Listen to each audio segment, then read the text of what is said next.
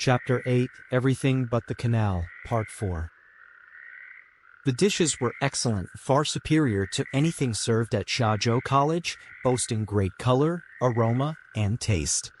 The rice was genuine high-quality grain from northeast China, fragrant and delightful. Yet, in his 22 years of eating plain rice, this was the most uncomfortable meal Hou Weidong had ever endured. Chen Qingrong finished her food in a few bites, set her bowl down firmly on the table, and went to the living room to watch TV. Shortly after, Jian Yuanzheng also put down his bowl and followed her to the sofa. Hou had never been treated like this in his life. He felt a simmering anger mixed with dejection. Doing his best to control his emotions, he slowly kept Xiaojia company as she ate. He now understood perfectly what it meant to have food taste like wax. Xiaojia had once told him that her mother was the absolute authority at home. As a daughter, she barely had any memories of acting spoiled with her mother, Chen Qingrong. He hadn't quite believed it before, but seeing today's situation, he was starting to. Hou was the second and youngest child in his family.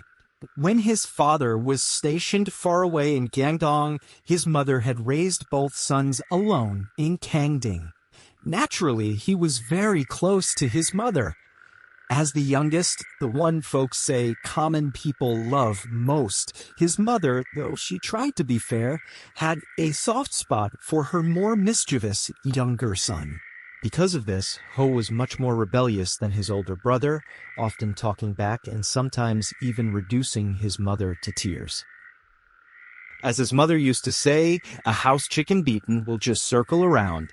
A wild pheasant beaten will fly far away. Being the house chicken, no matter how much he argued or sulked with his mother, it never lasted more than half a day. Soon enough, mother and son would reconcile as if nothing had happened.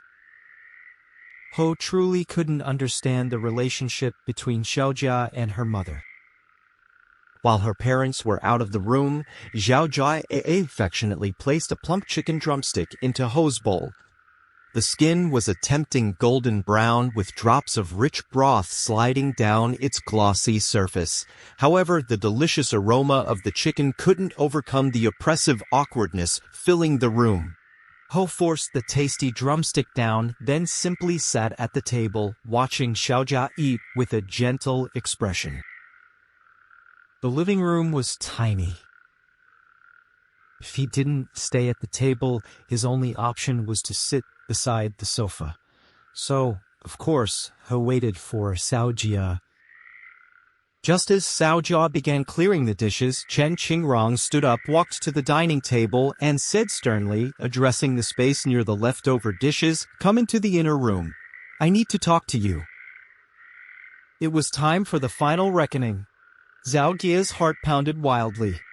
Chen Qingrong said to her expressionlessly, "You go wash the dishes. Don't come in."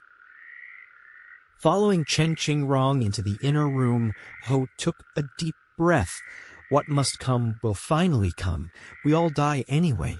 What the hell is there to be afraid of? We all die anyway? What the hell is there to be afraid of? Was a crude saying often used by his dorm mate Jian Dali.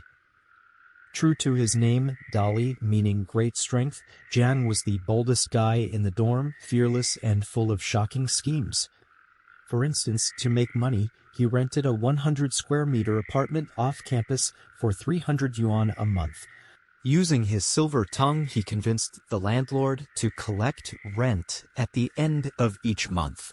Then he rented a VCD player and a 21-inch TV from a small karaoke bar downstairs, only for the mornings, returning them in the afternoon.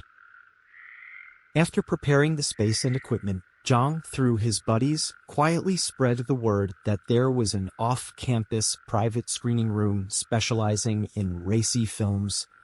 Once open, business boomed just as Zhang predicted.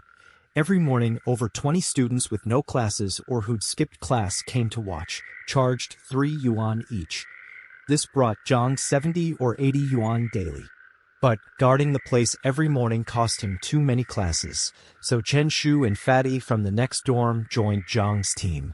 The three took turns minding the operation, splitting the profits after rent, utilities, and equipment fees, 60% for Zhang, 20% each for Tree and Fatty. After 1 month, Zhang took home 1,500 yuan, while Tree and Fatty got 500 each. For students who needed only 100 yuan a month for living expenses, this was a fortune. 2 months later, this underground cinema was finally discovered by the campus security office. While planning a raid, the head of security, Director Hou, was accidentally overheard by Hou Weidong, who was the vice captain of the student patrol. Out of dorm brother loyalty, Hou secretly tipped off Zhang Dali. Director Hou and his campus Sherlocks lay in wait several times but always found nothing, frustrating them for quite a while. Hou was closest to Zhang Dali, and Zhang's catchphrase had become second nature to him. Facing difficulties, he liked to use "we all die anyway" to boost his courage. Chen Qingrong sat in the inner room, her back to the window, casting her face in shadow. The room was small, leaving Hou no choice but to sit opposite her. Strong sunlight streamed through the half-closed curtains, falling directly on Hou. He instinctively moved his chair back slightly to avoid the glaring beam. Chen Qingrong's voice was slightly hoarse as she asked calmly, "You've graduated. Where have you been assigned?" Actually, Xiaojia had already told her the key details when she first arrived, but sometimes you ask questions you already know the answers to. Hou knew the interrogation had officially begun. The fact that she was asking meant there was still a glimmer of hope. Clinging to this thread, he answered honestly, "I passed the Yang County Party and Government Cadres exam. I'm not sure exactly where I'll be working yet." Chen thought, so what if he's a state cadre? Being in Xinyan County is useless. Her expression unchanged, she asked, "What do your parents do?" "My father works at the Wuhai County Public Security Bureau. My mother is a primary school teacher. I also have an older brother who works at the Wuhai County PSB." Wuhai County and Yang County were similar, both subordinate counties of Shazhou City. Chen Qingrong had been to Wuhai, and her impression of it was slightly better than Yang's. "Wuhai's conditions are acceptable. Why didn't you go back there?" This year, Yang County wanted to select a group of students from our college to strengthen their township governments. They said after a few years of experience, we could transfer to county offices. I thought it was an opportunity, so I took Yang's exam. Chen Qingrong was actually somewhat satisfied with Hou's family background. With more and more enterprises being restructured or going bankrupt, the iron rice bowl was already broken. One of her friends, whose whole family worked at a furniture factory, was now struggling to make ends meet after the factory went under. Thinking of this, her gaze toward Hou softened slightly. But then she remembered the 3-hour journey from Yiyang to Shazhou, and she buried that flicker of warmth, her expression hardening again like a walnut. "Xiaojia will be working at the Shazhou Landscaping Department.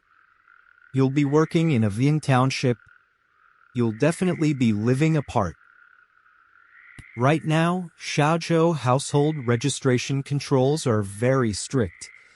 Xiaojia's father and I both work in enterprises. We don't have the ability to arrange a transfer for you. Your father is in the Public Security Bureau. He must have some connections. Is there any way to get you transferred to Shazhou?" Hou thought for a moment. "My father is at the Dongyang Town Police Station. He's about to retire. He doesn't have the ability to transfer me to Shazhou. Also, when I took the Yang exam, I signed a commitment with the county government to work for 5 years before being allowed to transfer. This last part wasn't true. He hadn't signed any such commitment. Fresh out of college, his ambitions were high and he wanted to focus on his career. Even though it was a township assignment, The potential for advancement was significant. Deep down, he didn't want to give up this opportunity. Chen Qingrong's face darkened. We don't want to interfere too much in you young people's business, but we only have one daughter. We want her to stay near us. I believe you can understand that. I understand. Xiaojia's father and I lived apart for many years. When Xiaojia was little, she could only stay with her grandparents. We finally managed to reunite. We don't want Xiaojia to go through a long-distance marriage. Besides, Xiaozhou's conditions are much better than Yong'an's or Wuhai's. We cannot agree to let Xiaojia leave Xiaozhou. You are a college graduate and intellectual. I hope you can appreciate the difficulties of being parents. Hou understood her meaning. With difficulty he said, Auntie, you mean you don't approve of us being together? Seeing the pain on Hou's face, Chen Qingrong said more gently, We have no objection to you personally, and we respect your feelings. But you have now left school. You are adults. Hou looked down, silent. Chen Qingrong had previously read letters Hou wrote to Xiaojia which mentioned fights. At that time, she had formed a very bad impression of him.